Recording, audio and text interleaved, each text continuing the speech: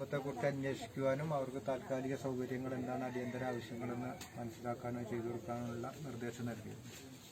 അതിന്റെ അടിസ്ഥാനത്തിലാണ് ഇന്ന് ജില്ലാ ഭാരവാഹികളടങ്ങിയ ടീം ഇന്നിവിടെ ഇവരെടുത്ത് എത്തിയിട്ടുള്ളത്. നമ്മളിവരെ നേരിട്ട് കണ്ടു, കാര്യങ്ങൾ മനസ്സിലാക്കി. 3 കുട്ടികൾക്കും പഠിക്കാനും വസ്ത്രത്തിനും അവർക്ക് ആഹാരത്തിനും ആവശ്യമായിട്ടുള്ള എല്ലാ സൗകര്യങ്ങളും അവർക്ക് എത്രയാണോ പഠിക്കേണ്ടത് അത്രയും കാലം പഠിക്കാനും മറ്റുള്ള ഭക്ഷണം, വസ്ത്രം, അങ്ങനെയുള്ള എല്ലാ സംവിധാനങ്ങൾ അടിയന്തരമായി ചെയ്യും.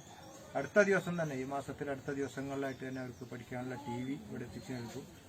അതോടൊപ്പം പഞ്ചായത്ത് അല്ലെങ്കിൽ സർക്കാർ സംവിധാനങ്ങളുമായിട്ട് ചേർന്ന് നിന്നുകൊണ്ട് അവർക്കൊരു വീട് ഒരുക്കുക എന്നുള്ള കർത്തവ്യത്തിലേക്ക് നമ്മൾ പ്രവേശിക്കാൻ പോകുക.